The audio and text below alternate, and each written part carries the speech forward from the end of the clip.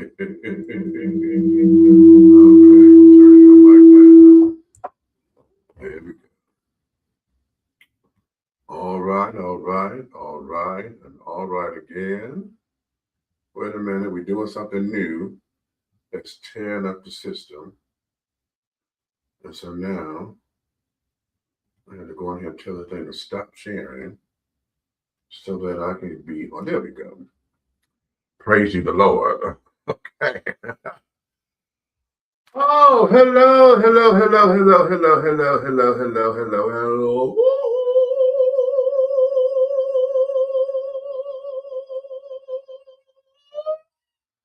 Missed that one.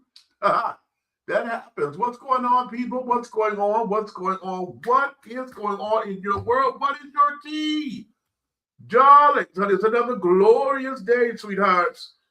And I'm sure you have all of your carpets together because why, darling? It's time to dish tea, darling, and you are dishing tea with Big Meat. What's up? What's up? What's up? What's up? What's up? What's up? What's up? Yes, sweethearts, baby, it's been a very interesting last time. Well, we have 14 days because we didn't see you guys last week. Okay, because we've all been here, and we're coming here tonight. We're going to get through our topics tonight, and hopefully we can get through them successfully because we got a hard stop. Okay, probably 10:30, but definitely by 11 o'clock. Okay, because we have to go and take care of something after this. So, honey, we won't be here all night the way that we like to do and carry it on. Although with what we're going to talk about this evening, I really believe it is going to get you guys right together, okay? In this wonderful, wonderful holiday season. Okay. I saw Tiffany up in here earlier, but I refreshed the page, so I may have missed her comment. But group, you here say, hey, meets peace on earth, goodwill unto all men. And look what we got going on now, all that Christmas music, and most of it is hypocritical. Well, darling, what a wonderful tone. But what we're going to do is we are really going to get into today's topics, honey. Tonight, I'm going to get into a few things, and I want to talk to y'all. Oh, here you go. Hey, Tim. He said, no, I'm here tonight, honey. Hey. Okay, we're going to get into a few things this evening that I think is going to be timely. And I'm looking, I got to go get this video. I got to find this video. I thought I had sent it to myself, but I did not. Anywho, there was a video that had come across my page. I just watched it. And it's about a dad talking about his son and how his son was watching cartoons. And in watching cartoons, there was whatever this is, where it's a social media challenge, and they're showing folks how to hang themselves. Here, a cartoon is doing this to where kids are hanging themselves to do some kind of social media challenge. All right. And luckily, they were able to know something was wrong with the child because they had established a pattern. The father said, usually when I go out of the, go into the kitchen or whatever to do something, he would hear me and he would come chase after me. We play a little hide and seek game and this, that, and another. And this particular day, his son did not follow him. So he went to go check to see what was wrong. And they found their child hanging. He went and got his wife. They worked on the baby. And, called for first responders and everything to get there and got there. And they were able, luckily, they were able to be there in time because he said that happened about 2 years ago. He was 6 at the time. Okay. But the question that one of the questions that we're going to pose tonight is social media challenges. Why have we allowed them to get so far out of fucking whack? Okay. Why have we done that? In addition to that, We want to get into a lot of holiday stuff today, honey. Why is it that we put ourselves in debt every year because we want folks to have a quote unquote good Christmas? What does that mean? What is that supposed to look like? Okay. And in that, what are we doing with our mental health along this time of the year? This is supposedly the most wonderful time of the year, right? And oftentimes, if not most times, we find that this time of the year becomes the most depressing. A lot of folks are going through a whole bunch of mental anguish and carrying on, a lot of sadness. We have a lot of loss and everything around this time of the year. And so, what are we doing to protect our mental health or take care of ourselves mentally during this time of the year? And a sub question to that is, are you one of these people who believe you got to be booed up for the holiday season? Does it upset you that you are not booed up? Huh?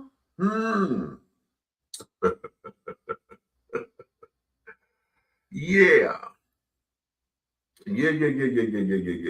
So we're going to get into all of that. And so, be that as it may. Wait a minute. Hold on. What you got? Big meats, I'm a little of both, but I give to whoever year round when I feel it, not a specific day once a year. Okay, I feel you on that. Let's see. All this cheery good will we're happy when you leave. All that music we play once a year. We can't be all that year round, not just play it on cue. It's hypocritical. Okay. Okay, I feel you on that. We can't do it all year round and this, that, and the other. Well, that there is that. We have let me bring in my co-host. What'd you say? I'm glad you asked that question because I wish I was booed up for the holidays. Sadly, I'm single. Okay, we're gonna get into that. Bring in.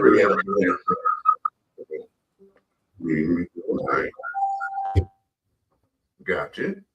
All right, and then I'm gonna bring you forward. What's happening, Captain? What's up? What's up? What's the business? What is the business? Okay, the business is we're gonna get started first with well, you know what? I'm gonna start with Tiff. She says, I'm glad you asked that question because I wish I was booed up for the holidays. Sadly, I'm single. What is it about the holidays that we want to feel as though we have to be booed up or need to be booed up or whatever? Is it because of this whole holiday cheer? Is it because, let me give you a story. Okay. This happened to me a few years back, right? And I wasn't pressed to be booed up per se. However, I did get into my feelings because I wasn't. I was at a watch night service, right? And well, the year before, this happened the year before, I was at a watch night service. And what left me in a quandary was that, at midnight or whatever, we down praying and we carrying and this, that, and the other to God and blah, blah, blah, blah, blah. As soon as we got to the Happy New Year part, right? Everybody in the church who was single, who were married and partnered, whatever, they dispersed to their partners and everything, gave each other a kiss and a hug and Happy New Year, boo and baby, and this, that, and other, blah, blah, blah. And all of us who were single sat there, twiddled our thumbs, smiling at each other. Hey, Happy New Year. One of those things. So the following year, I had not planned on going to watch night service because I'm like, okay, no, I had an elaborate, New Year's Eve celebration, right? The fellow that I was with at the time was supposed to be in, we had did this around and planned this and this, that, and third. He wanted, I said, what you want? He wanted me to cook some chili. He wanted a little starter kit or whatever. I got me a 40 ounce and carried on when I was drinking beer at the time. So we had all that together, right? Wait.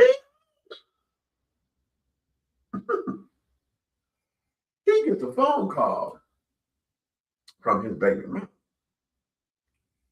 And next thing I know, this child jumps up and gets into the shower, carrying on, and he starts to get clothes, dress things. And I'm like, okay, what's up with this? Oh, she wants to be with me tonight. So yeah,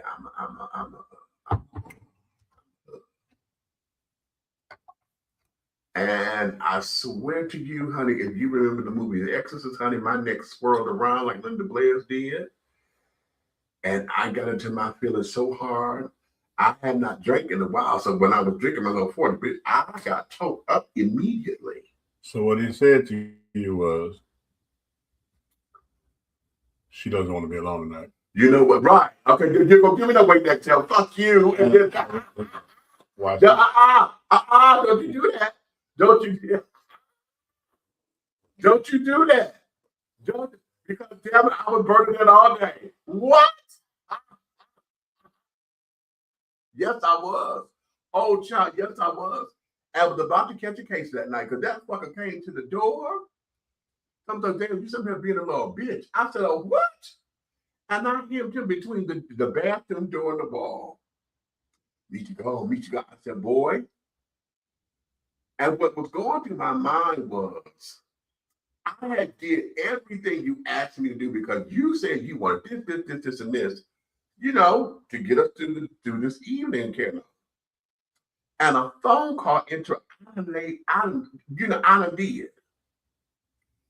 And now all of that became interrupted. So I'm telling you, I was in a bad place that night. Oh, yes, I was. Yes, I was. And I lived in an apartment complex. So what happened? I'm outside of my apartment. I'm sitting in the vestibule here. I'm on the first floor, right here by the front door. So everybody got to pass me, right? I'm sitting on the steps, bitch. When I tell you I'm on the stoop, bitch, I am drunk as fuck.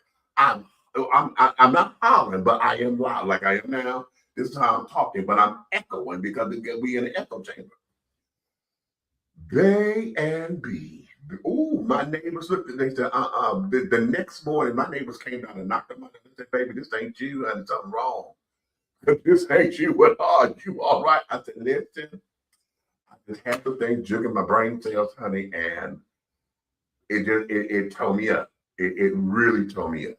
Okay. And I couldn't handle that at the moment, right?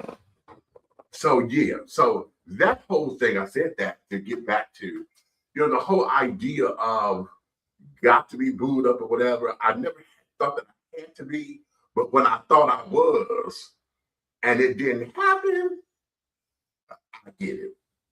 Tip, what you say? You say, well, actually, just want to be booed up regardless of the season, but this time of the year, social media shows tons of engagements, etc., which has some people in their feelings. You know what? Okay, so this is what I'm talking about with our mental health around this time of the year. Okay, let's talk about that. What is that?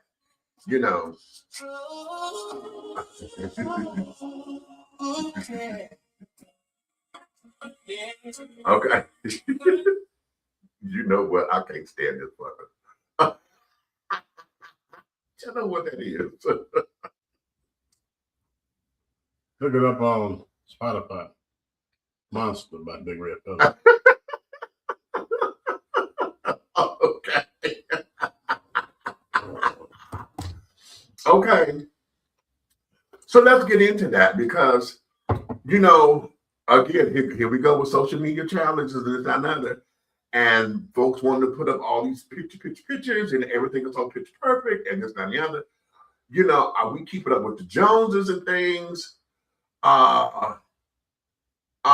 Because of what it looks like. Okay, are we doing that because of what we think it looks like? Are we doing it because what? You know what I'm saying? Oftentimes we have, we got the fake it till you make it syndrome. There are folks who are single who go through the notions and the motions trying to make you think that somebody care about them. Y'all seen that, the way that they buy themselves the flowers and this, that, and other, have flowers delivered to them at the job, or you got a secret admirer and all of those jazz. And during this time of the year, because, a lot of times it has been, oh my God, I can't wait to see you because somebody's been gone out of town. Family members who live in different states, they all come together, right? You got those who are deployed in the military, they actually get to come home. So it becomes an emotional time because, well, I have not seen you in forever, especially during wartime or whatever, and they're able to come home and get furloughed or whatever. And it's like, oh my God. So, you have those emotions and things to unravel and deal with. Then you have just the whole idea of wanting to be romantic, whether it is no, you want to be romantically engaged, romantically partnered, because the platonic stuff you already get. And can I get very graphic here? The whole idea of being romantic with somebody during this time is because the sex is good.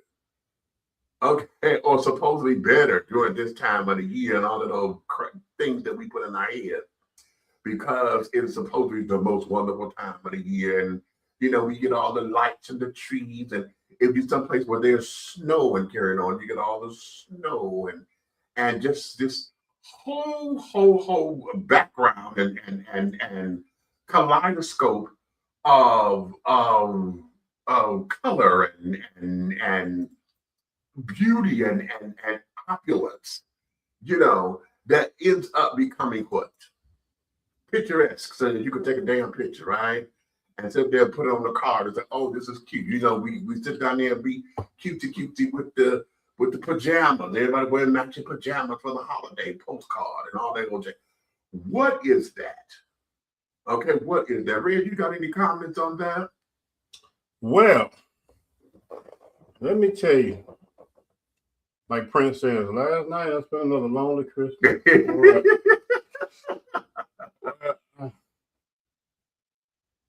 I'll tell you like this.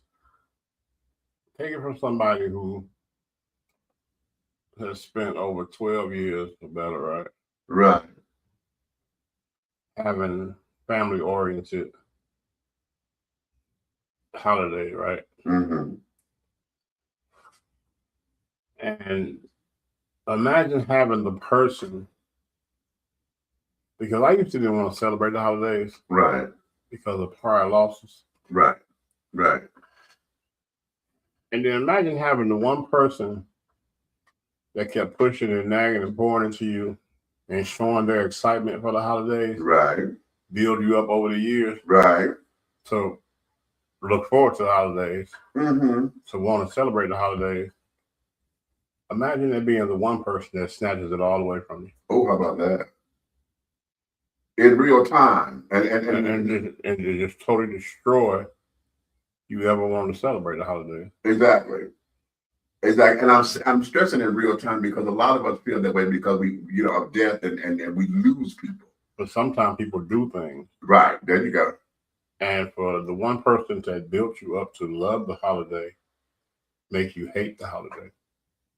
Okay. Ooh. It becomes a mental health issue. All day. Personally, I do think it's a time that it would be lovely to be skin to skin and holding your significant other and just, even if you cuddling and watching a movie, right, drinking hot cocoa, you know what I'm saying? Mm-hmm. Or it's some, a lot of men won't open up and say that they need that significant other's touch. Right. Now say that now. They won't open up and say it. Mm-hmm. But sometimes it's the touch that feeds you before the meal that greets you. Mm-hmm. You know what I'm saying? Mm-hmm. Mm-hmm. There's more nourishment in a loving kiss, hug, or intimate moment than it is in a plate of food. Right. Say that. Yeah, that's true. And that is true. When that's taken all away from you, it's almost like your head has been severed. Mm. And they say one person is the head, one person is the neck. Well, if you removed it right there, then you just lost and nowhere to go. Okay. So the holidays become not hard like they were in your life before. They become worse. Ooh. Okay. You know what I'm saying? Just when the holidays were something you like, oh, okay, I hope everybody else be fine. Right. And then it becomes a devastating thing.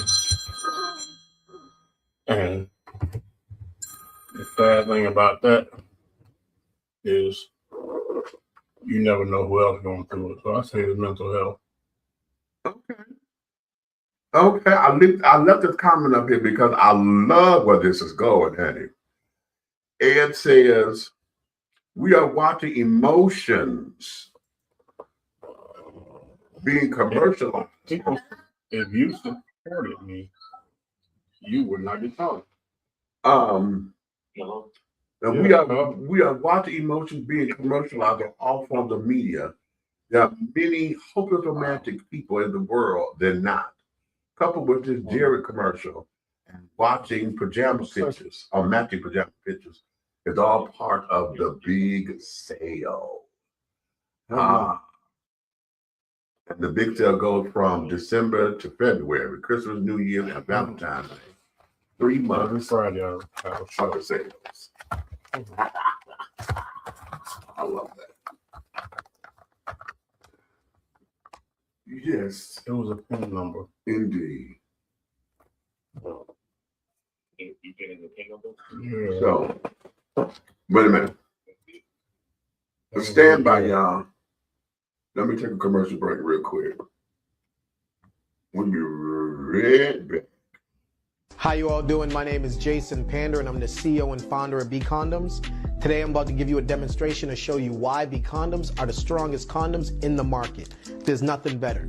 What we're going to do today is I took one of our Platinum XL condoms, we're going to put it over a cucumber, and what I'm going to show you is that we can cut through this cucumber without actually breaking the integrity of our condom. Now you can see I put the condom over this cucumber. I'm going to take a knife, we're going to now cut through it.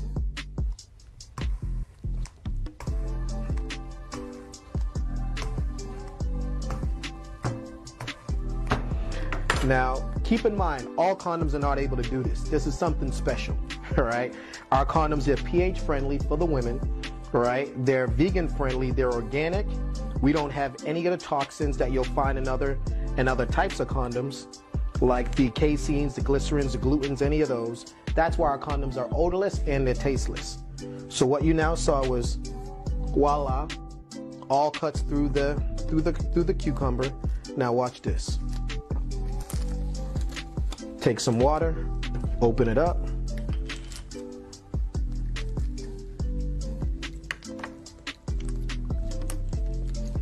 No holes. This is what you get when you purchase a B condom. The best quality on the market, black owned, and make sure to protect the culture with B condoms. Nothing's better. Thank you. Jason Panda tapping out.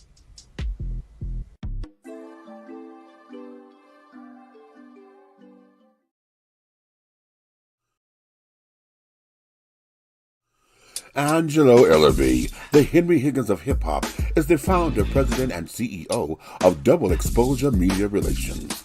Double Exposure Media Relations is a full-service public relations, marketing, and artist development firm specializing in publicity, photography, artist promotion and artist development, makeup artistry, event production, and EPK development. Celebrating over 45 years in the industry, Angelo believes that a culture that does not take care of nor respect its artists is a culture that leaves nothing behind to appreciate. Let Angelo help you make dollars and cents of the entertainment industry. Contact Double Exposure Media Relations at 201-224-6570. That's 201-224-6570.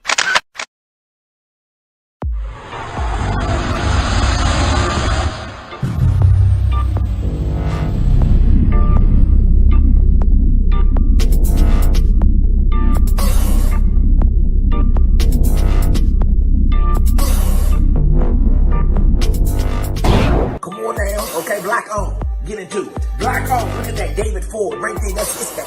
Black on. He don't know Tom.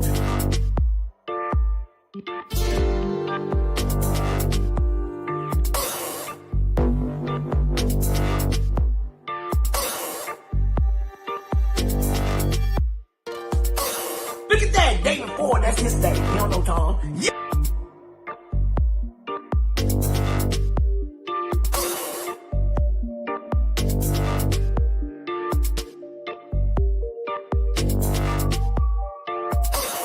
Yes. Oh, here we go.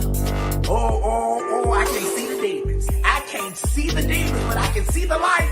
We are creating black luxury across this country.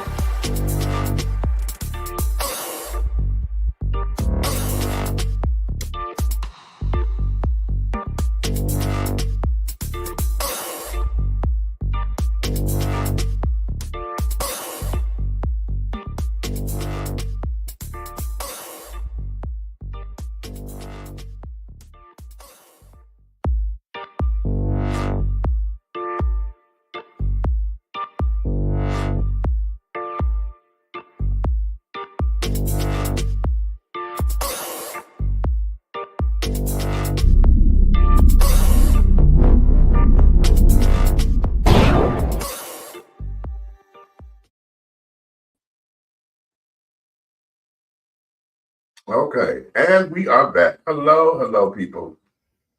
Oh, we had to take care of something real quick that popped up out the blue. Y'all heard the phone ring or whatever, so we had to take care of that real quick. Technical difficulties. Okay, so now getting back into the flow of this, I'm going to go back to that comment. As we were talking about the big sale, I'm going to go back to it. Well, let me say this right quick. Go ahead. I honestly don't want to. I hate the fact that this is going to be 2 holidays in a row with nobody. Okay. Single ain't all it's cracked up to be. Right. All the dancing on social media. Oh, I'm single. Go to hell. Okay. It ain't cute. It ain't cute at all. You know, when people always say, yo, you built for this, you built for that. It ain't about you being built for nothing. You mentally set yourself up thinking that it's okay to be alone. Okay. Again, it's mental health. Very interesting thought. I'm going to put a pin. Let me go to these comments first. I'm going to reread these. We are watching emotions being commercialized on all forms of media. There are many more hopeless romantic people in the world than not. Coupled with the Jared commercials and the matching pajama pictures is all part of the big sale. I love that. And the big sale goes from December to February. Christmas, New Year's, and Valentine's Day, the 3 big months. The big 3 months sucker sales. Okay, what do you call the sucker sale? I love that. And I want to go here. Me too. I want to go here because you said something about us mentally telling ourselves that we're okay being single. And what you say, we're actually not designed to be single. Okay. But okay, let me ask this, because in that not being designed to be single, do we then just settle because we don't want to be? Because a lot of times I've seen it happen. I've experienced it my damn self, where all for the fact of not wanting to be single. I know somebody who, especially for the holiday season, will sit down here and will accept bullshit from somebody until the holiday season is over, just so that they can get through this time of the year without being alone. Now here's something I want to say on that, right? Mm-hmm. And don't get me wrong, because I know you're finna say something. But I blame that right there uh-huh. on a lot of big girls. A lot of big girls will accept mediocre partners to be booed up during the holiday season, Mm-hmm. knowing that the minute the sun crack across that sky at 80 degrees, he out. Okay. Okay. Well, let's go there. And I'm telling you because I've seen it so many So times. have I. So have I. And I've had big girl friends, like, you know, homies, like, Mm-hmm. and I would never befriend or become an associate of who they're talking to because I know they meant them no good. Right. Right. I know exactly. Why would I get cool with you right now when I know you're gonna be gone? You're going to be gone. Exactly. And this is just a facade. Let's go there. So Let's go back there because, see, it's not just the big girls. It is big folks, period. Because, see, over here on the rainbow spectrum, y'all know what I tell y'all, honey, trade is trade. And it's wintertime, and this is wintertime, honey, in the Midwest and those people where we got cold and snow. This started happening back at Labor Day. That Labor Day is, you know, just before Halloween, is when the grooming started. Okay? Because in the Midwest, depending on where you are, we get snow by Halloween. Okay? So that Labor Day-ish season or whatever is when the seeds started being planted. People start to find out who they can, and this, that, and the other, and they get together. And you know, there's this whole big old thing about the hobosexual now. There's those who homeless. what the hell is that? The hobosexual. Yeah.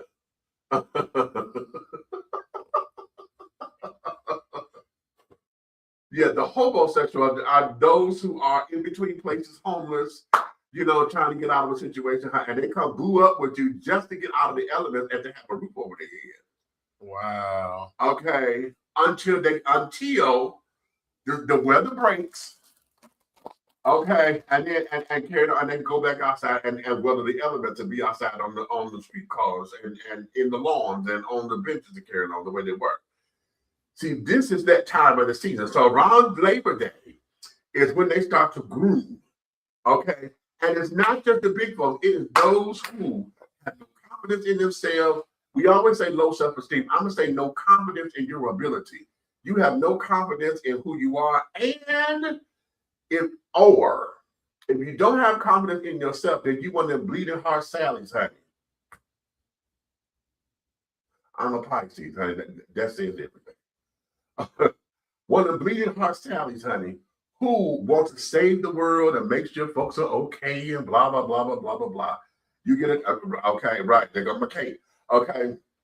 Sit up there and they come give you a story or whatever, or not necessarily give you a story. You see that they're tired. You see that they need a meal and carry it on. So you let them come on over, and then what they do, like trade always do, honey, they get to fixing shit up. And they get to doing this, and they get to, you know, they get to all the. They get to earn their keep. They do earn their keep. At least they used to. Okay. And after earning their keep, when the weather starts to break, right when, you know, it's cool, but I can just wear a light little jacket. You know, I can wear a little jacket or whatever. And I'm okay.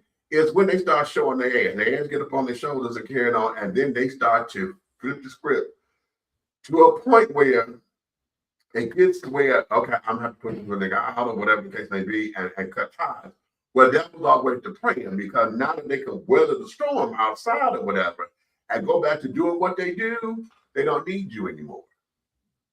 Hence, they go out, get back out there on their little street hustle or whatever until the next time. Hence trade, because now you're not traded off. Okay, you got little stories to tell. Honey, we out there at the park to carry on. Girl, he was in there and all this. Okay, y'all are talking about his little tongue tricks and carrying on, about his little hammering skills and this, that, and the other. Okay, both inside the bedroom and out. You know how to cook, wash a dish, and carry it on, bada, yada, yada. Okay, so now he becomes he's collateral damage for you, but then he becomes surplus for somebody else.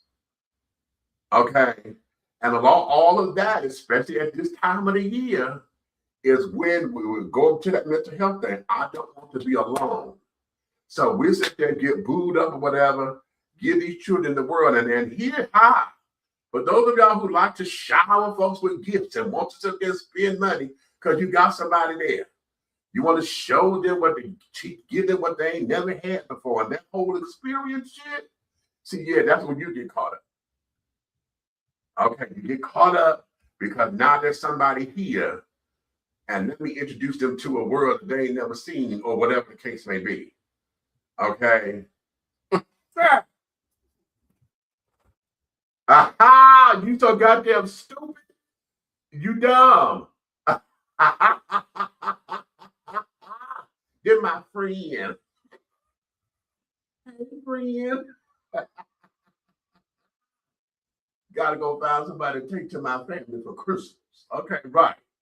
Where's your Christmas tree at? Huh? Make sure you get matching sweaters, child. Okay. Wow. Okay.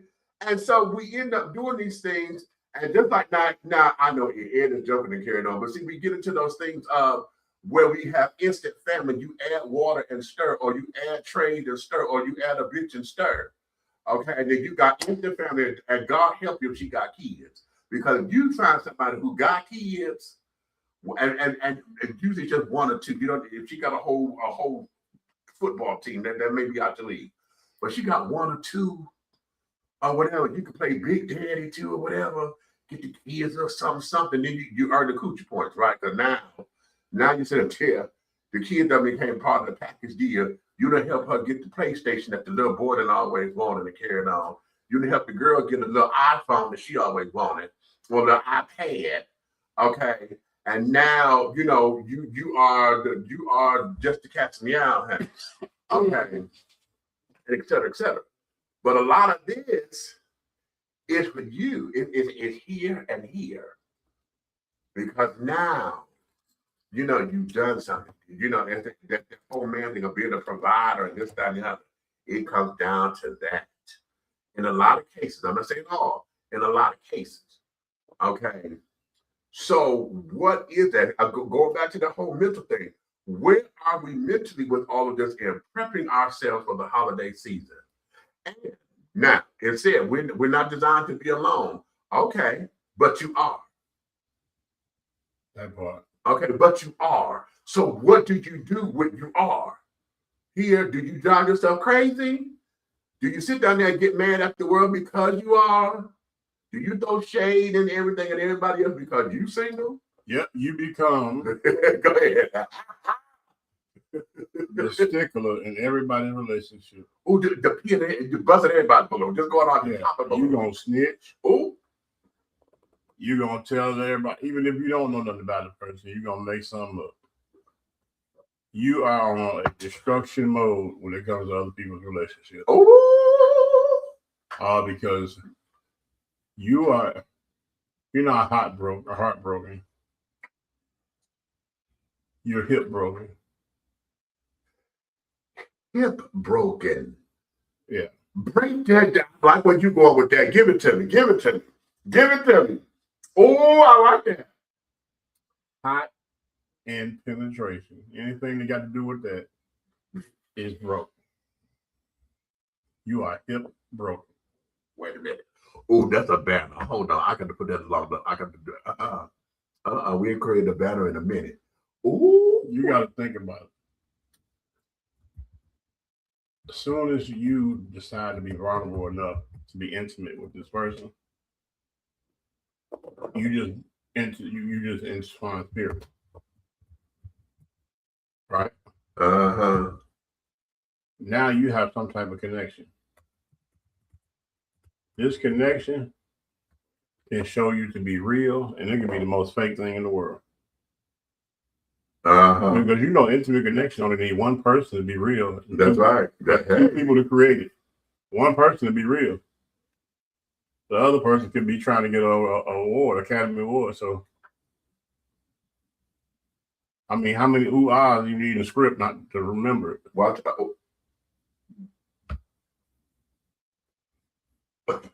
Wait a minute. And you ain't got to remember their name because if everybody's baby, then it's good. Did you just take me there? Let's be real with it. Let's be real. Because you know what? Now, you said it's cute. What you saying is cute and can't know, but let's be real with that shit. Be Right. real. If It can be real. everybody's name is Oh, baby, be real you now. ain't got to remember their name. Lord, have mercy.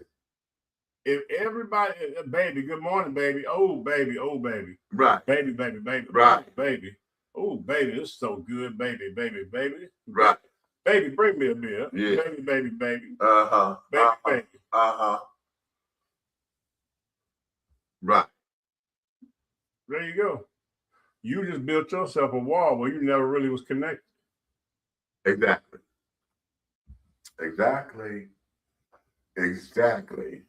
When somebody is saying, look, here's the Go ahead. Go ahead. oh, daddy, you know I love you. I love you ever since we've been together. And his response is, oh, I know how you feel. Oh, I know you do. Oh. Oh. You know how we do. Oh. What you say now? What you say? We make a okay. great team. Everything, but I love you back. Right.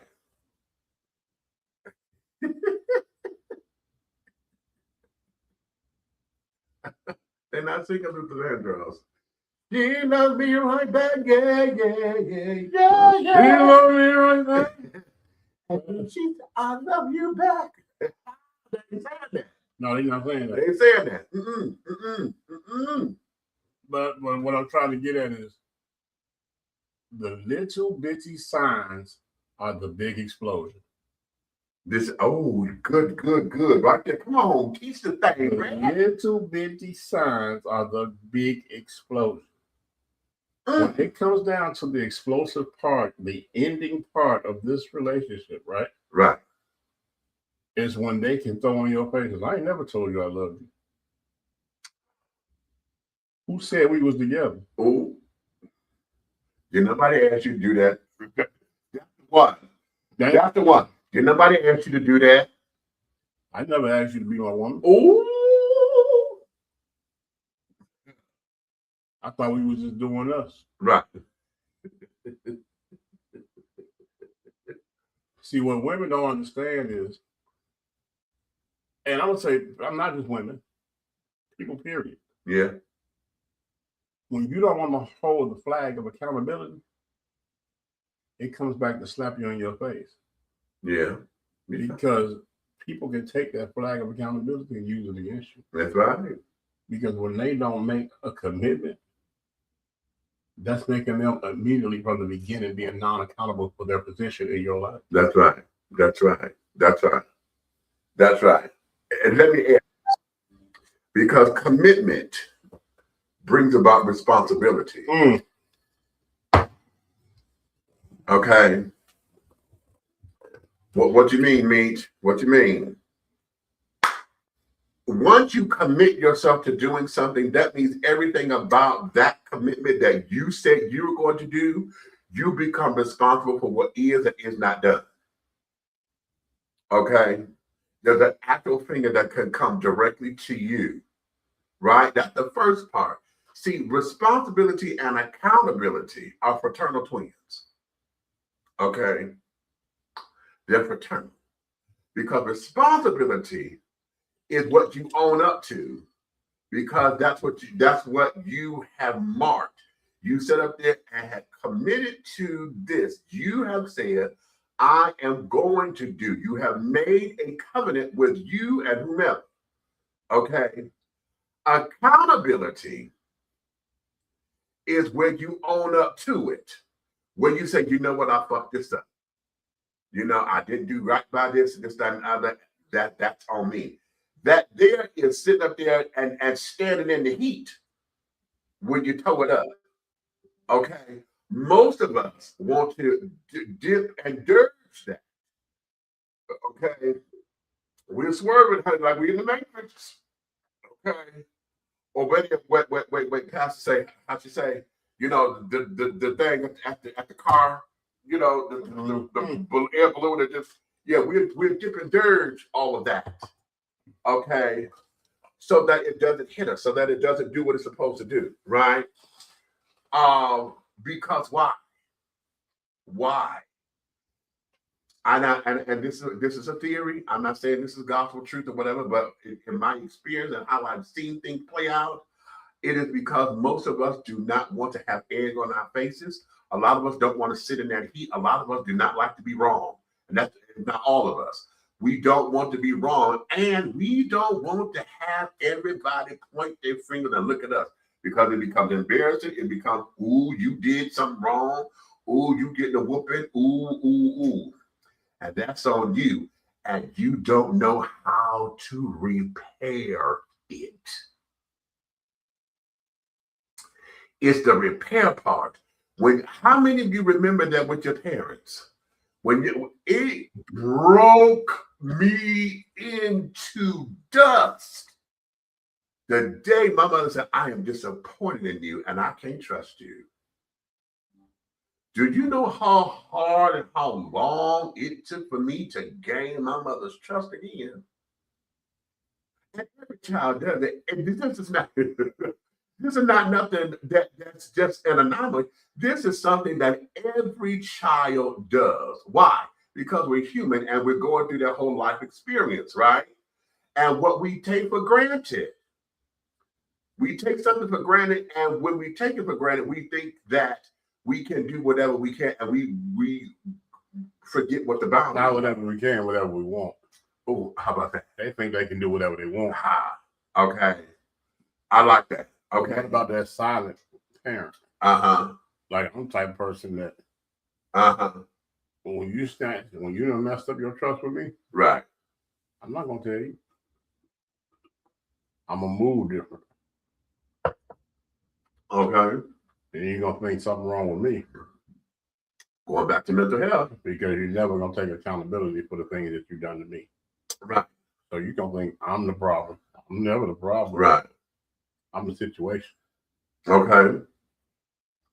So in that, you know, all of this, going back to mental health and how we are around this time of the year, around this time, especially this time of the year, because why?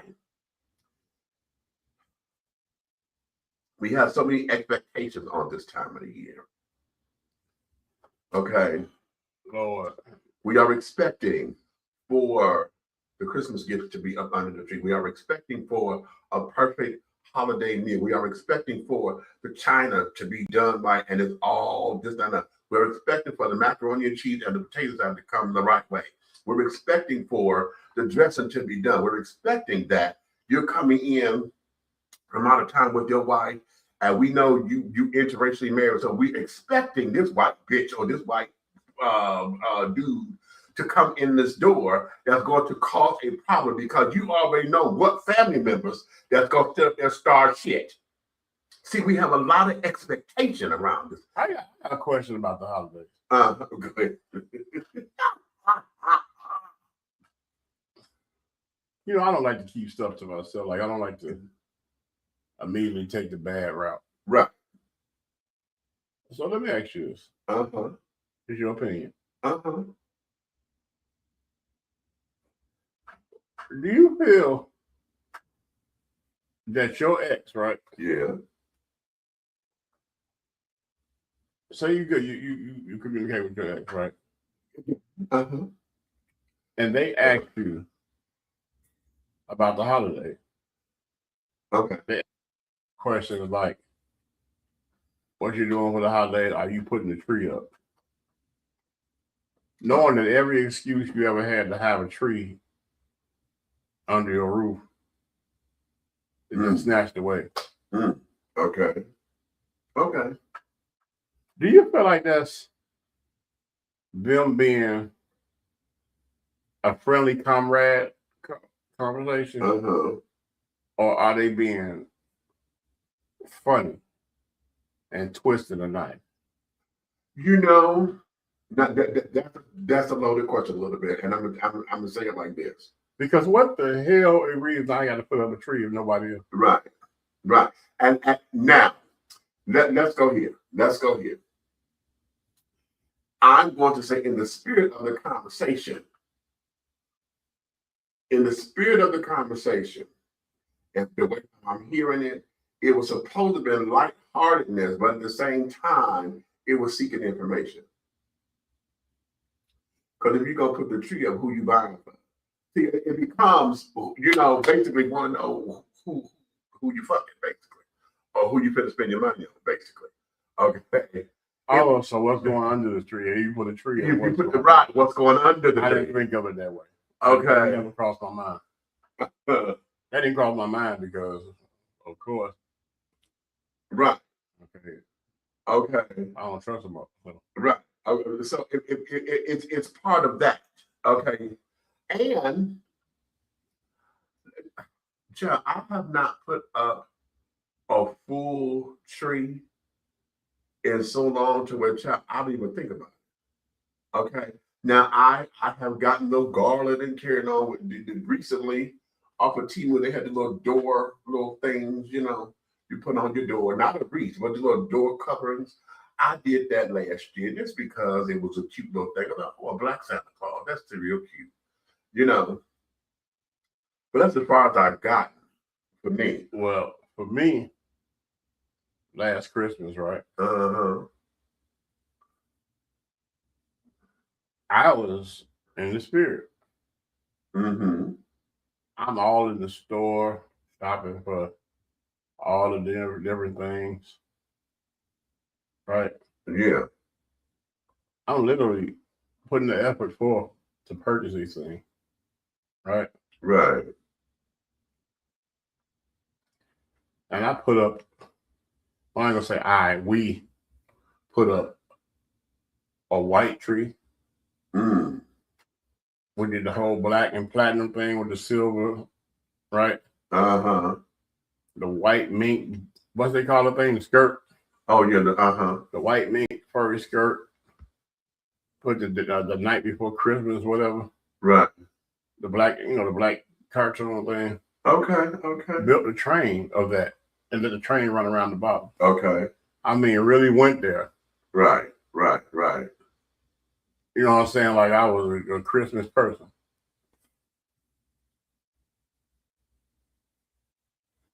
Just to have everything from me 2 days before Christmas. Right. What the hell do you think I did with all that stuff? Come on, mental health time. What do you think I did with it? Okay. What do you think I did with that? It will only be a reminder of that. Of that moment, of that pain, exactly. So what do you think I did with it? Okay. Yeah, 513. Right. Okay. So now the question becomes now, what do you do to protect your peace? Because now, I responded to a post. I said 525,600 minutes. Y'all remember from Rent. How do you measure a year? And for those of y'all who don't understand that, honey, that's how much time it is. A year worth of time is 525,600 minutes. Okay. So within that same time, especially now that this is the first year of all that, how does one protect their peace? For those of you who have physically lost, as in death, physical death of loved ones and things of that nature, how do you get through it? Because what Red is describing is a death of a relationship, okay, or a marriage in this particular case. Okay, so how do you put the pieces back together? And how do you allow yourself or give yourself permission to feel how you feel without having to explain it?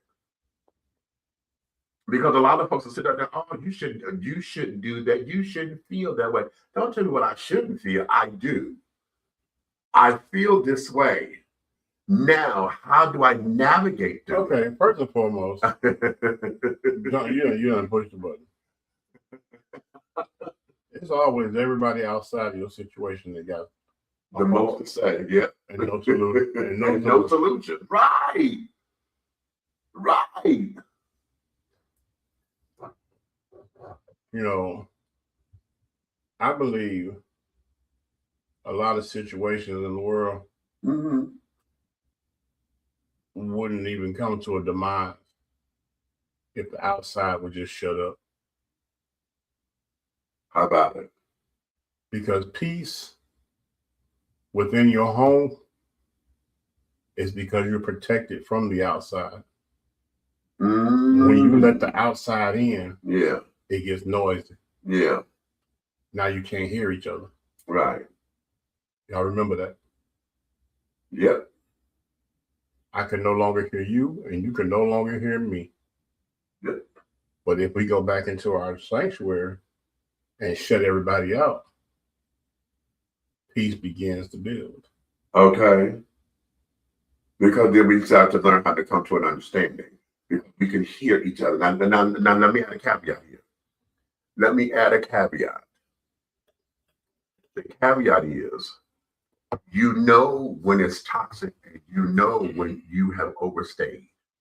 I'm not talking about those who are in abusive relationships, Right. those who are trying to get through because you have nowhere to go, those of you who are trying to make excuses for something that's already toxic. We're not talking about that. Right. Okay. That's a whole separate topic. Although we may have time to get into it. I'm gonna bring Buck up in here. Buck just came in. That's that there. We do need to talk about that here during the holiday time, because again, for those of you who feel you just got to be in a relationship, are you there because you have no place else to go? Right. You understand? You're there putting up with this, putting up with that, getting your head knocked up under the tree, okay, or carrying on, or the shit damn near about to become one of the damn little Christmas balls on the damn tree hanging. You're there because you have no place to go. You're there out of fear and out of obligation. You're not there out of love. Yeah. Okay. So now what does that do? Buck, I'm gonna bring you in here. What's up, fam? Hey, what's going up, family? You, baby, you. Thanks for coming on up in here. We on the hot Man, you know, I ain't been here in a minute. You know, I've been doing my producer thing and whatnot. Shout out to Coach B. Just got through finishing up his show. So now I'm over here. I done missed the first hour of the show. I got bits and pieces from the notes. But I do believe you're talking about domestic violence and dealing with it this time of year. I think that's the gist of what I got just there. That was in that particular phrase. What we're doing is, this is the whole idea is understanding. I started off with this question: why do we go into debt during this time of the year? Because we want to have a quote unquote good Christmas for folks. Mm-hmm. But that's an umbrella statement, because what happens is that it all really centers around mental health during the holiday time. Because we got those, another footnote, those who feel they have to be in relationship because it's the most wonderful time of the year. And they go into this whole thing of, oh my God, and they get depressed because they're single. They get depressed because they're lonely or feel lonely. Okay. And what they really want, because most of the time you're not lonely, lonely, you're just alone because you got family and friends, but that there is platonic. You wrote romantic love. You want somebody to embrace, hold, fuck, all that kind of jazz, so that you can be part of everybody else, because everybody else got little sunshine, snow pictures and cute little, matching pajamas and, all of that. Spend the money on gifts and all that little fruit shit. So because of that, we deal with a lot of mental health issues during this time of the year.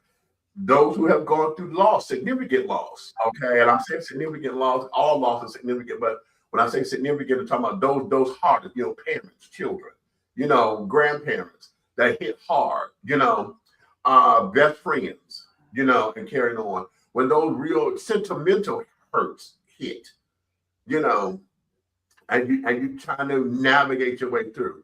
Red was just discussing, the death of his marriage, and carrying on what he's been going through. Understanding what that is, not as a man, and he said something very beautifully.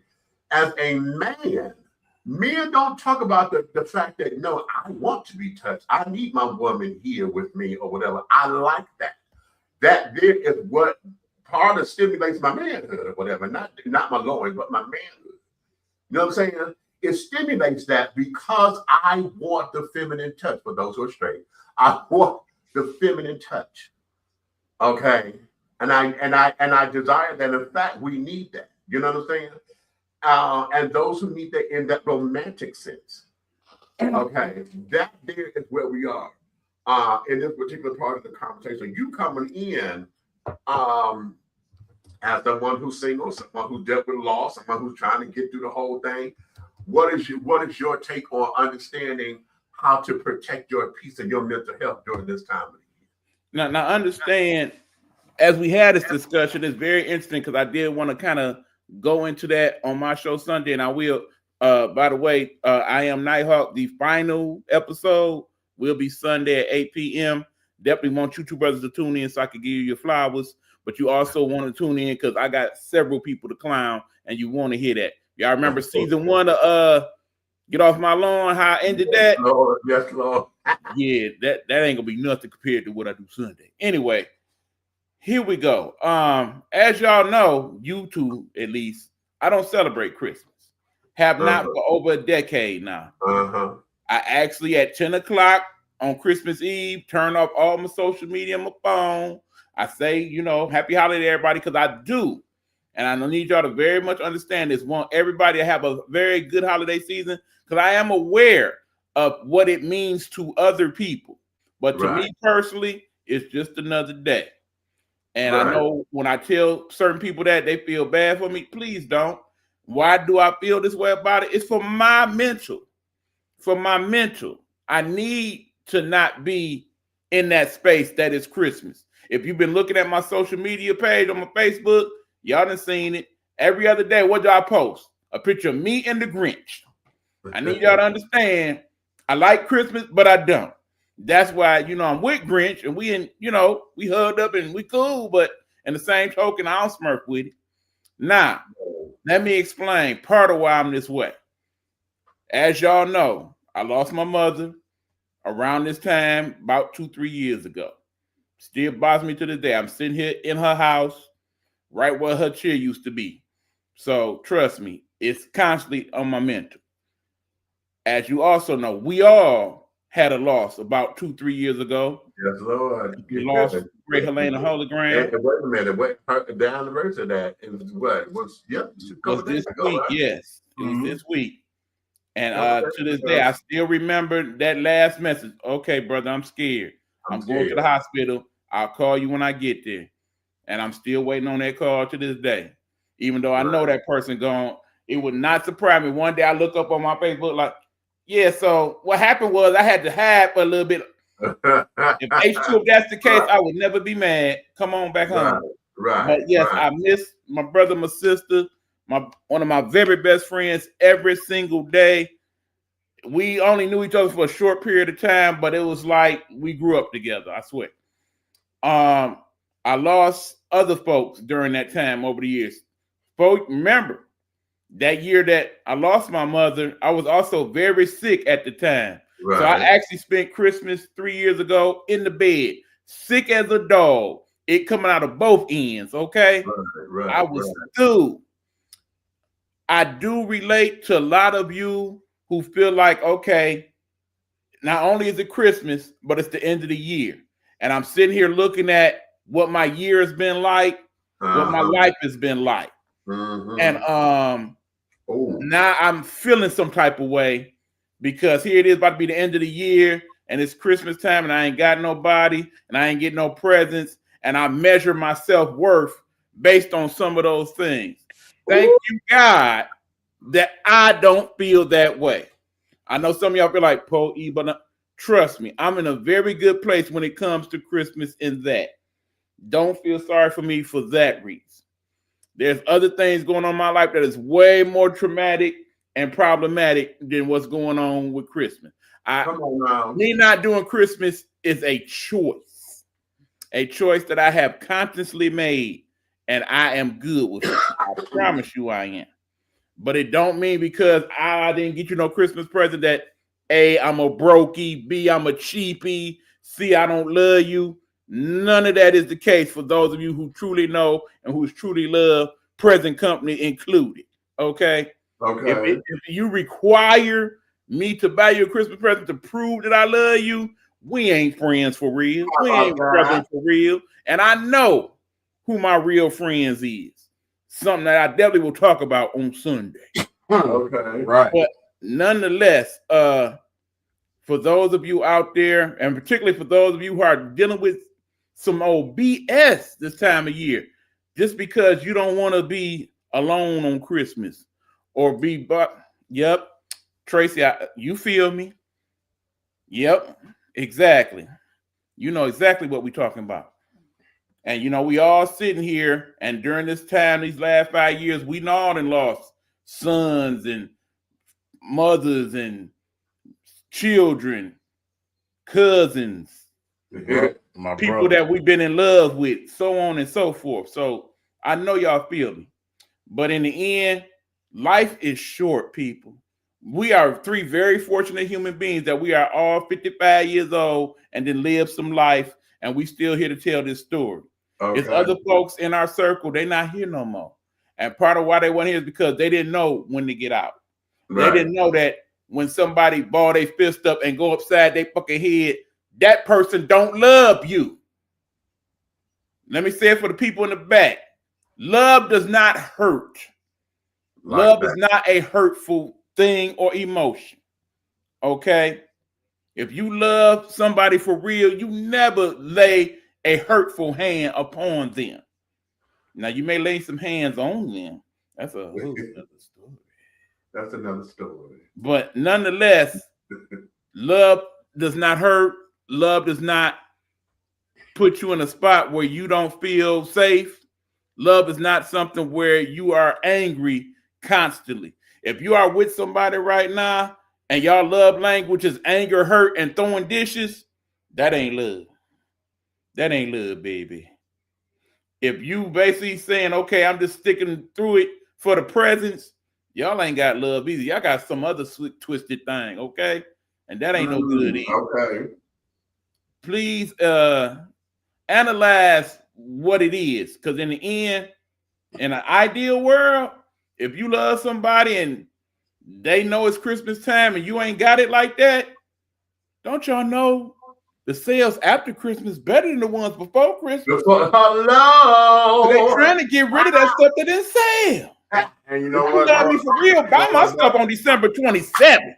You know what, Buck? I'm done. Go for it. To piggyback on that, right? I tell people, don't be in an automobile relationship. And what I mean by that is she gassing you up to go. Right. Don't be that. She gas you up, you go spend the money. Right. Right. Right. I'm gonna tell you now, y'all ain't gotta buy me a solitary thing. The best gift I will hopefully get on Christmas, Lord willing, is to be alive to see it. Okay. Now that's real. What we have been through and what I personally been through, and y'all know that part of the story. Part of me ain't even supposed to be here. I'm just happy I'm still alive in the place of my birth. Amen. Let it be told, child. I think all of us have have a place or two where we like, okay, now if it was on me exclusively, honey, I'm not supposed to be here. That part. Okay. If it was left up to my own resources, I'm not supposed to be here. Okay, but God saw fit to leave me here. So my work ain't done. Okay. Now, but Buck, you said something I want to go back on. And that there was, again, with this mental health piece about dealing with the holiday season. And that there is, when you say, I don't get no gift, I'm not no brokey. And how we allow our value to be determined based on the size of the gift, the amount that you spend on the gift. And then for those who have large families who try to make sure that everybody get a gift. I remember back when we were kids, you know, and I was going to go see, you know, we had the family holiday dinner or whatever. And hell, there's so many of cousins or whatever to where, you know, it's impossible for everybody to buy for everybody. You know what I'm saying? Right. It's impossible. Grandparents, for grandparents who got 50, 60 damn grandkids, you know what I'm saying? The parents done had 12 kids. Now all 12 of them got 6, 7 kids apiece. The fuck are you talking about? You know what I'm saying? You want me to buy for everybody. And so there are some of us who get caught up in that, thinking that this here is part of what it means to provide. A lot of men, particularly, get caught up in they value themselves or their masculinity and their manhood based on how they can provide. And then add on to, if they got a good job, got with resources to carrying on, you know, and you got those cackling hens in your ear. What are they? Cackling hens, okay. In your ear, okay, that's trying to keep, they want the Louboutins, they want the Christian Dior's, they want, you know, all the Michael Kors, et cetera, yeah. You know, and et cetera, et cetera. Then you got your in-laws sitting up there on top of it because, you know, you're trying to make good and keep the peace with the in-laws. You know, that then becomes stressful on anybody. For those of y'all who have jobs where y'all got Christmas accounts and you are basically taking money out of your check throughout the year to put it to your Christmas account, so you can have a Christmas, the hell is that? Okay, long story short, we playing right into corporate America's hands, by the way. Let me put that part of it into it. Okay. Remember, what $1.4 trillion of debt is what we as Americans have incurred on credit cards alone. Right. 1.4 trillion with a T. The vast majority of that, which is some 700 billion of that, is occurred in the last 3 months of each year. Yeah, yeah, of course. Because again, we're trying to keep up with the Joneses and the Jacksons. Okay, knowing your last name was Smith. Okay, or Brown. Okay. All right. And you're trying to keep up with all of that. And now let's go here. Let me go here because I'm gonna get on the church for this. Okay. Because see, a lot of that come from church folks who say Jesus is the reason for the season. Well, okay, you say Jesus is the reason for the season, but yet Christmas morning and that first service after Christmas or whatever, everybody comes flocking to find out what you done did. Everybody go looking in your tray to see how big the boxes were. See what you understand? Everybody looking for that. Okay, which child got the big wheel or whatever? Okay, and when now they don't do big wheels like that anymore. I guess you know they got the little robotic cars. You know everybody getting those Lamborghini cars and shit, right? And power wheels. Yeah, power wheels. Okay, yeah, there you go. We ain't big wheels no more. We power wheels. How about that? Aha! We ain't big wheels no more. We power wheels. Or green machines. Remember? Right. Okay. So now we getting them the you know the little Barbie car, the little Ferrari car, and this, that. Okay, we done got a little Gucci purse because now you want your little girl to look like you. She got her little car, she got little keys. Okay, so you got her looking like you, and then now if you spend that much on the child, now you got to do something for the mom. Right. Okay, you got the baby can't outdo the mama. And let me say for the record, a lot of y'all base y'all Christmas gifts, the adults I'm talking about, on what you see your celebrity crushes and whatnot have. Come on. Everybody can't be Cardi B. Everybody ain't got Cardi B's money. And that part. Wait, let me go here. Let me go here. Rich folks like that get shit for free. Absolutely. Yep. You better tell them. Say it again. Okay, you better tell them. Folks like that get shit for free. Why? Yeah. Because it becomes advertisement for absolutely. Let us put you on game for a minute, okay? Rich people that have money like that, they don't spend their money. They got credit out this world, okay? Listen. Y'all hear about the Oscar parties and carrying on where celebrities go and the Oscar swag bag. Talk about it. Oscar motherfucking swag bag. Folks go to I would spend a $500 for a ticket, knowing I'm coming out of there with $20,000 worth of shit in this damn swag bag. Yes. Yeah. You understand me? I would spend the ticket, the money for the ticket, because I know the swag bag is gonna be 4 times what the ticket is. And from my understanding, don't the seat fillers get them swag bags as well? And here's the tea: the seat fillers are working, honey. They get paid to sit there. And okay, so all of that, when we talk about mental health and trying to get this psyche together, get the psyche together on how to navigate through this time of the year. It is the most wonderful time of the year. Why? Why? I want to know who coined that phrase to begin with. This is the most one, and I think it's because we get caught up in the beauty of it and carrying on. Who coined them phrases? I need people to really understand how much corporate America plays into how we currently celebrate Christmas. Remember, they do celebrate Christmas in other parts of the world. Don't no other country go into it like we do. No. Rose says, I don't celebrate Christmas anymore ever since my dad died on that day. And I'm the one who found him passed in 2005. He passed 2005. I love being around family, but Christmas will never be the same for me. I'm so glad you mentioned that, Rose. Listen, I'm going to tell you, my grandmother in 1986, my mom's mom died the day after, which was the first day of Kwanzaa. So my grandmother passed the day after. And so child Christmas, we have never been right.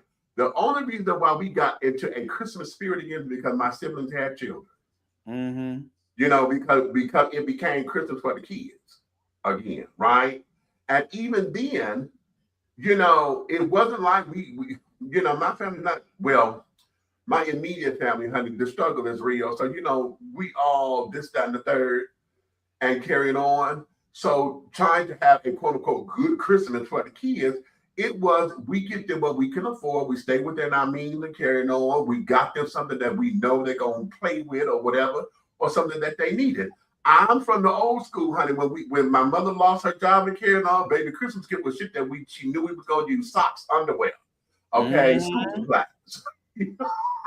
Right.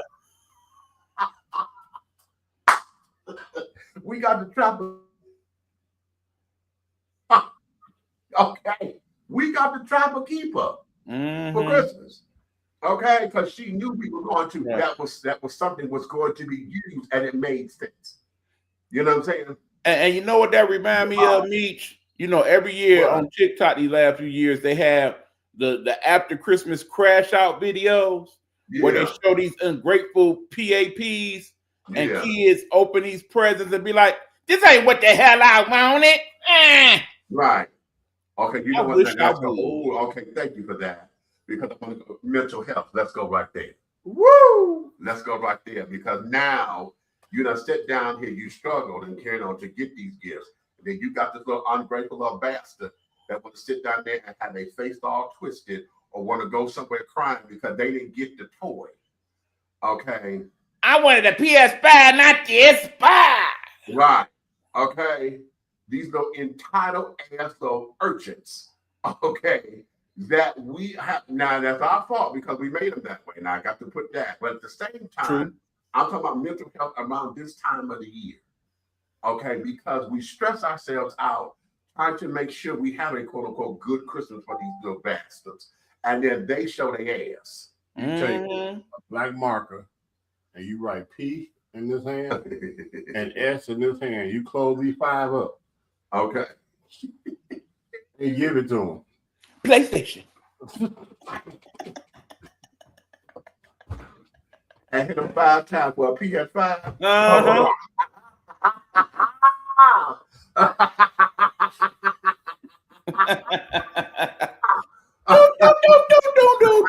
Doom. That part. Rich people re-give what they don't want, and that's all. And it's all stuck with labels. How about that? Yeah, I think the rich folks like to call that the white elephant gifting. Okay. When they get their gifts together, like, okay, I ain't want this. Let's put it all in a row, and y'all pick out what gift that I didn't want that you can have. But you know what? That's a flip on Miss Joan Crawford. Y'all saw the movie Mommy Dearest. When she was down there, and the kids got all these gifts, and she told Christopher and Christina to pick one. That's the one you keep. Everything else goes. Okay. All right. Now, you know, of course, we knew she was just a spiteful, hateful ass little something. Okay. But at the same time, there was a lesson in that to be learned too. Okay, because they came from privilege or whatever. It's a bad example, but at the same time, she was trying to show them the meaning of, okay, you're already privileged, Teddy, and this, that, and the third. But nonetheless, her heart was evil because everybody gave them that stuff, you know, because of who they were, and they were kids. And so you took that joy from them because you was hateful, you know. But a lot of that, again, mental health, because that's another part of it. What do you do when the children get the gifts and the parents don't, and the parents mad? Particularly single parents. I was going to say single mothers, I'm going to say single parents. Because there are single dads out there who get mad that they can't live vicariously through their sons, or they want to because their little son got the basketball hoop set. Okay, you know, or better yet, here we go. The auntie or the uncle did something for your child that you couldn't do. Huh? Right there. Ooh, I done hit something. Okay. When the auntie or the uncle, okay, or somebody outside does something for your child that you couldn't do, and you got to sit in it. I lived my whole childhood with that. So I told you I was my aunt's only child. Right. She didn't have no kids. Right. And she was well off. Right. So to me, I was her son that she never had. Uh-huh. And she always wanted to keep me in Bloomingdale's and Carson's. Oh, you said Carson's. Okay. Oh, you said Carson's, honey. Yeah. So when I went to school, I always had the riding boots and the Louis Vuitton briefcase. Right. And the color Levi's? Every color of the kaleidoscope, honey. Jabot jeans. Yeah. You know, I was the rich kid dressed. But at the time when she was going through this, my dad was hustling, you know, so he was down. Uh-huh. So what he do for me in a month, she do for me in a gift. Wow. Wow. But it never bothered him because that was his sister. He loves her for that. But people on the outside looking in, you know, so you got to check them because they got this. Right. Something negative to say. Right. Now that there is how it should be. Right. Okay. You know how we talk about at the network. You know our motto is our voices for our people. Right. And we often talk about the village. Yes. How it takes a village to raise a child. Yes. You should not be mad that one of the villagers got it a little better off. At least they looked out for your part of the village. But wait a minute. Let me flip the coin. Mental health. What do you do when you come to expect The Village. Ah. Because they did it once now, or they did it twice. I think once that second time is done, the third time it's done, now it becomes an expectation. Because let's look at it. Now, if I'm expecting you to do it, I'm gonna pull my hands up off of it. What if it's not expectation? It's an entitlement. Is that what it is? Okay, I'm gonna wrap it up in both. Because you expected me to do it because you thought you was entitled to it. That's what it is. You're expecting me to do it, so now you don't even play it no more. In fact, what you do, you just dumped it in my lap. Yeah. Don't ask me for that. Ask Auntie JoJo. There we go. There we go. That's with that shade. Say with the shade. With the shade in it, yeah. Ask your Auntie JoJo for your PS5 controller. Right. Right. All of that. For your little boo-boo.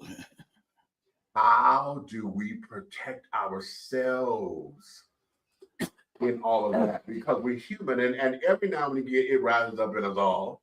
It rises up, you know, especially when you're having a bad day and you just don't feel like hearing that shit. You know, there are moments, honey, listen, I don't feel like hearing a goddamn Christmas carol. I don't want to hear no Christmas nothing. Don't tell me about no sale. You know, I don't want to hear that shit. I must say this about Christmas, okay? Yeah. And I'm done with this subject. Okay. If you carefully read the Bible, right? His birthday is in June. In June. Say it. Because wasn't it around the time of the crops and all of that? Exactly. Y'all been outside today, haven't you? I don't think nobody doing no cropping in December with the frozen ground in Detroit. I'm just saying. I just want to keep that out there. You know, maybe you need to go back. And my Bible, the wise man brought the gifts to the baby Jesus. Right. I don't recall him bringing no gifts for the adults. Right. Right. Right. Okay, so now that we got that out the way.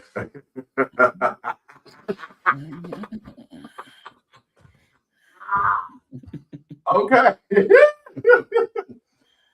We're not, and going there again, we talk about propaganda because we said, you know, it's the most wonderful time of the year. They wrote a song about it again. In fact, it ain't Christmas till you hear that song. Okay, stop. My man right here, my brother from another, he told you it was corporate. Yeah. The first person to sing it was Bing Crosby. Yeah. Yeah. All across. Corporate singer. Yeah. Right. It's the most wonderful time of the year. I only make a few points here and there. Don't matter. Valid points. Don't be mad at me because I graduated. Okay. And because of that, you know, this goes to, you know, propaganda and yeah, y'all see the show. Y'all know what that mean when I break out the cards, right? Okay. My man. You know, because of all of that, you know, we're dealing with marketing and carrying on, and we have allowed marketing to be the demise of people. You know, propaganda is just that, honey. It breaks down and it gets into our psyche, and it is really the propaganda is the devil, honey. You know, we gonna put it anyway, because that there is what we try to strive to be. You know, we're keeping up with everything and trying to have a certain look. It's still the whole thing with Adolf Hitler trying to create a perfect society. You know, we are caught up in wanting to have that image and that look and that this and that to where we forget what is sacred in it. Wait a minute. Okay. So. Okay, if $40 gets you an hour, right? That means you can get the booed up Christmas Eve overnight for $400. And you can get the weekend with the family for $4,000. It was like that. It was one investment for the year.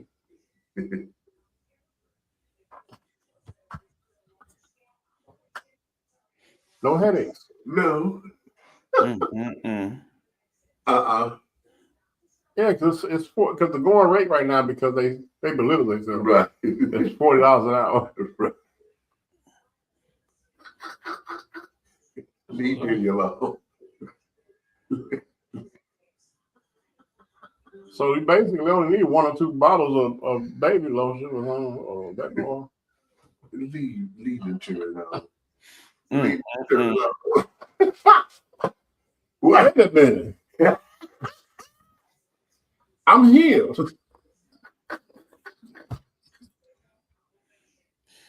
Next, you'll be talking about the Epstein files, Big Red. Come on. Come on. Come on, bro. So he knows about how to work the business of it, okay?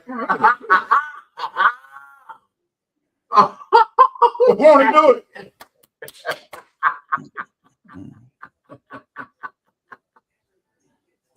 Oh, have mercy. Okay.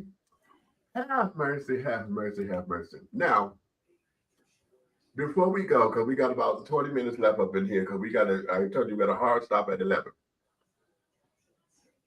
I'm gonna double back to hold on. Before you go there, one quick thing. Shout out to Aunt Nikki. I miss you, Nikki. Hopefully 2026 can find you some time to come back on the air. We miss you. Right. Because she popped in at the top of the year, child, for 2025. She popped in. Yep. Okay. She's been wrestling. We've been on the phone a few times, and she's been wrestling with time and some personal things that she's been trying to get through. So she and Mook, you know, they Keisha, Miss Keisha had it. They working trying to get together, and her boys, and they Aliana and the whole crew. We love y'all.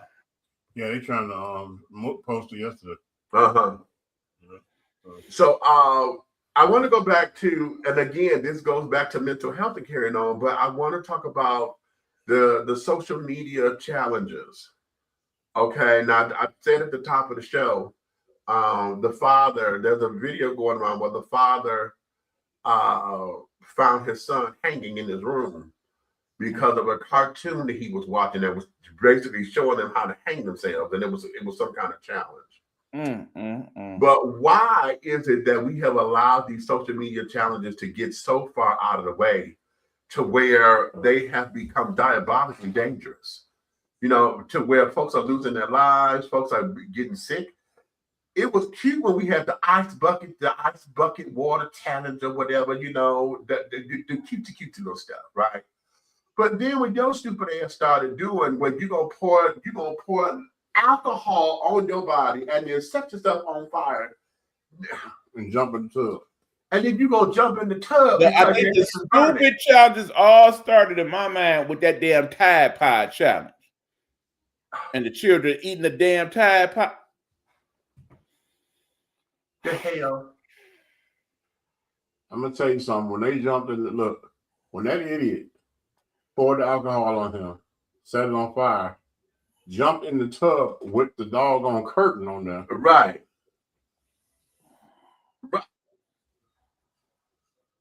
The one girl, with the horse mouth and carrying on, and she's sitting up there taking the cinnamon. She took a whole tablespoon of cinnamon and trying to eat the cinnamon and got the coughing and gagging and carrying on because you can't.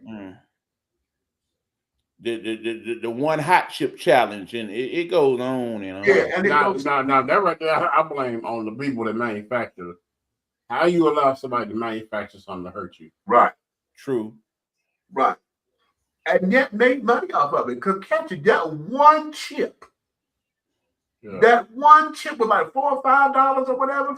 It was ridiculously. They sold $1 million in them chips. Yes. Why have we allowed ourselves to get to a place where we're here? And I had a theory. I told Red this earlier. I said, I think what it is because we are content creators. Mm-hmm. Okay. And the business of content creation is, these folks are making money off this shit. Yes. Okay. So now I've got to top the last thing I did to get you to come back. Okay. As long as you're coming back or whatever. And if the second I get bored, you're going to go away. So my numbers will start to go down. So now I've got to do stuff that's going to up the ante. Mm-hmm. Even folks who are doing their own OnlyFans pages and you're doing your own porn stuff, and y'all out here in stores and carrying on, in supermarkets or whatever, in the aisles, getting it in with folks walking by, you're already on videotape, fool. Okay. And Dr. run the risk of going to jail for indecent exposure, but the hype in that is I'm getting my content. Okay. My clicks and likes. Yeah. Red Line was watching. He asked me yesterday. He said, "What do you think about this?" And it was the challenge where the guy is going up to random women, and what they do and grabbing their hand, holding their hand and shit. Right? Yeah, you walking up talking about some, hey, how you doing? Hey, how you doing? Right. With their husband. Okay. I don't like stupid shit like that because you're asking. Or that one on the escalator where he reach over and rub her face. Right. Yeah. Oh, you so pretty. Okay. Nigga. I mean, and it's crazy because there's actually some good challenges out there, but they don't get nearly the likes. I mean, if you remember last year, there was the people that was going around to the different restaurants and basically buying like $10 worth of food, but tipping the waitress $1,000. Yeah, right. Probably don't see more of that content, right? Because it's not new. You know what? It don't get nearly the likes. It's not ratchet. See, it's not controversial enough. It's not commercial. It's not ratchet. It's not hoodwinked. It is not white trash trailer park-ish enough. Right. Because, it's all of that because it's always something that's gonna hurt you. It's always something. And here, so these guys walking up to these random guys, yeah, they selling dope, and you walk up to them talking crazy. Right. Right. The one with the guy. Wait, I thought this was hysterical. The guy said, "Oh, you want to go viral? I can make you go viral." The guy going in the store, and he walked up to the guy, and then he talking about how fat his ass is. Okay, and the guy was, he was like, and the guy was like, "Okay, wait a minute," and he was trying to like get him off of, but the guy kept going in on how fat his ass is. He said, "Oh, I see, you want to go viral." He said, "Come here, we can go viral." Okay, and so now the dude's like, "No, it's a prank. It's a prank." No, fuck that. Mm-hmm. Okay, see, the prank to get your ass hurt. Right. Because we try to get likes and clicks on this thing. And what's even funnier is that, well, not funny as in haha, it is they get paid for this. Society, if they did not get paid for it, they wouldn't do it. So what is that saying about us as a society as a whole to where we subscribe to this shit? This is why I don't have the number that I would like to have or whatever, because I don't do the shit that other folks do. Now, yeah, I cuss a lot. But I am not salacious to where we're talking about all the celebrities, the way that, and talking about business to where it's a gossip thing. And I'm, trying to destroy someone's reputation or trying to get I am so glad you mentioned that, because I know we outside of the air had a conversation of why I'm ending my show. And that's part of it. The fact that, the things I have to say, they're not controversial. A lot of people agree with the current government is on some BS and things of that nature. But because I'm not on here like, we should do this, this, and this, and that person's so-and-so, and because I don't do that, I don't get the numbers that I could. Because in the end, I'm not trying to sell my soul just to get clicks and likes. Okay? You said that. That money ain't worth it to me. Listen, child, I think the most money I've ever got paid from YouTube has been $100. But your reputation, okay. I'm gonna tell you, people sell their reputation. They'll get somebody on there that's comfortable with them. Right. They'll come on for an interview, and you don't say nothing to them, and then when you get to the platform, it's different, and you embarrass them. Oh, see, yes. Yeah. And you doing all that for money. Right. Mm-hmm. Right. And you know, cause a whole situation. Yeah. Yeah. Right. Oh, Yeah. and by the way, while we on the subject of clicks and likes, yeah, now we all guilty of it. We watch them videos where the little kids get the cussing and can on and Right. and whatnot. But I need us to start thinking about those kids someday will grow up to be adults. And the last thing I would want to be known for is being the kid that called my mama a bitch when I was 6 months old. And everybody thought it was cute. Yes. Okay. And see that's the listen, I was that child that had a mom. Now mama I didn't cuss like that, you know, to other adults around my mama because I was an ass whooping, but I was the smart alecky one, you know, and things of that nature. And a lot of that came because my grandmother wouldn't babysit me. So my mother took me around, you know, her friends or whatever. So even though I was in the child's room, Demetrius was the nosy one, so I would be at the door listening, or I'd get up always conveniently having to go to the bathroom or needing some water. Not you. Yeah, no. Okay. So I'm getting all the tea. Okay. I got all the tea. Okay, CRUMPET, Hattie, listen, we even had a little to-go bag, Hattie. Okay. And so I got comfortable with that. So, you know, it became one of those things. And yeah, you know, my mother's friend used to always think it was cute, but my mother always put me in check. Okay. And when it finally got to the point where she stopped taking me or would stop going to some of these particular places because she saw how I was responding, then it became her, it was a shift in her, which then became a shift in me. You know what I'm saying? Because you had to either take the environment from me out of it or keep me from it. You know what I'm saying? And so, but that there was different kind of parenting. You know, now the parenting today, hell, the mama's encouraging. There was one, wait a minute, it was a while ago where the mama was encouraging the baby to cuss the boy. Tell me what I told you to say. What are we doing here? You know, what are we doing here? You know, and you better not say that to my motherfucking baby.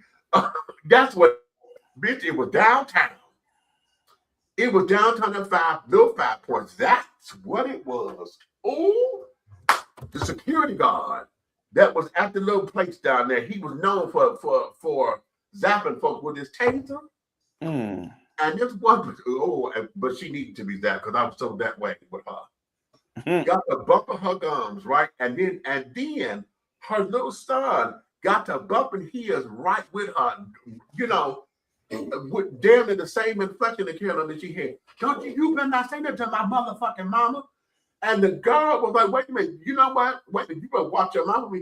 You don't tell my son, you tell him what I said, baby. Say it again, baby. You better not tell. It was that. And then the girl got a little bit that way, and she came up and walked into the guy's face, and he tased the shit out of her ass. Her big ass went down. I laughed because she went down.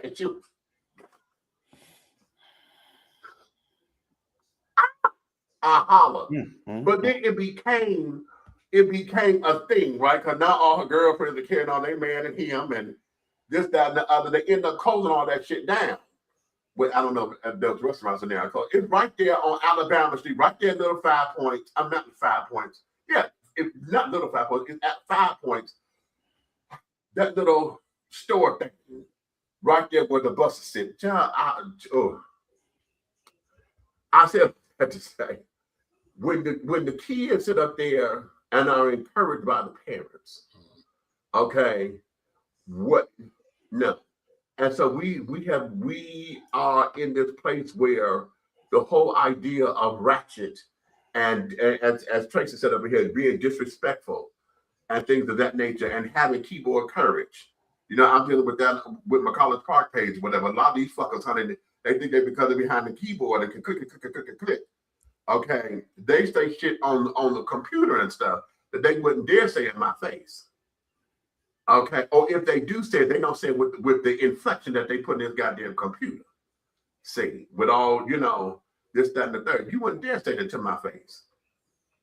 And so this is the kind of culture that we live in now, you know, and now help us because now we are phasing from being ratchet.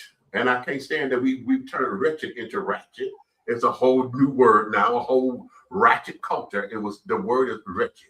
Okay. Remember Clay Huxtable? So you want to go be with the wretched. Okay, that's the word, honey. But now and have big fun. Have big fun with the wretched. Okay. But now wretched is now ratchet, and ratchet, which is a tool, by the way. Yes. Ratchet culture is now dominant because it's no longer ghetto anymore. See, ghetto culture was one thing. Remember, we come from the hood culture. You ain't down with the set. Now you got to be ratchet. And ratchet is coming 2.0 or 3.0 because now we're adding AI to it. I want y'all to think about that. And on that note, we're going to get up out of here because I told you we got a hard stop at 11 and it's 7 minutes too. And I got to shut this shit down and I got to change my shirt. So listen, we're going to keep this going. I want y'all to keep this conversation going and the discussion going because this is that time of the year. Today's show was called Santa or Scrooge. Which one are you? Okay, Santa or Scrooge? Which one are you? Definitely Scrooge. If you are Santa, are you the good Santa, or are you expecting Santa to be good to you? Or are you both because you're trying to keep up with the Joneses and the Jacksons? If you are a Scrooge, why are you in your head? What had you so turned off to it to where you're not letting the effervescence of it be alive? Or are you letting it be alive, but you know what? I do you because I can't fuck with it. Me personally, I'm not completely a Scrooge. I'm not necessarily a Grinch, but I really don't care for this. Everybody say, you ready for it? Ready for it to go. Because this is supposed to be, I don't like the fact that we have the need, that needy folks are rationalized to a season. Between Thanksgiving and New Year's Eve is the time of the year that we want to be respectful to the needy and want to sit up there and quote unquote be of service and want to do something for quote unquote the needy. But then the needy end up being discounted because the greedy gets in the fucking way and they end up taking everything. I can't stand the fact that your expectation is you gonna save your coin because you're going to put your name on every free toy list that's out here so that you can sit there and do your whole goddamn Christmas shopping after free shit. And those who really need it are the ones who get left behind because they got there 2 hours too late or they didn't have a car to go get it. You know what I'm saying? Those are the ones. Or how about, like, we just had a fire. My complex last week had a fucking fire. The whole entire building is gone. The entire building. I think they had like 24 units in that building. 8 families are displaced. 8 whole families, but the building got to be torn. There is no recovering that. They got to tear that bitch down. Okay. We just had elderly women. One lost her life. 3 days later, another fire in my neighborhood. Lost her life. Okay. So here we are. I'm ready for it to come and go, be done and go. I prefer Kwanzaa. Why? Because it has nothing to do with commercialism or nothing, but we turning it into it because we found a way to capitalize on it. But Kwanzaa ain't got shit to do with nothing. It's about family and community, understanding the principles of how to make your life better, how to make your community better. But we don't celebrate that. Why? Because we don't know how to make it ratchet. I want to tell everybody who's listening, who's watching, that know me, don't force Christmas on me, and I won't force Christmas on you. And do not put me in your tax bracket. Just because you can afford Louis Vuitton and Gucci, don't mean I can afford Louis Vuitton and Gucci. Don't ever tell me what I can and can't do when you're capable of doing everything. Ooh. And on that note, darling, listen, I'm not going to go through the whole spiel. Like I said, we got a hard stop at 11. All right, so real quick, again, tune in 8 p.m. Sunday. I Am Nighthawk, final episode come get your flowers or come get Klein, whatever the case may be. Would not be a Nighthawk Network without Big Meech and Big Red. Do know your flowers is coming for sure. Bless your heart, baby. Bless your heart. 8 p.m. 8 p.m. Sunday. Okay, the 21st, honey.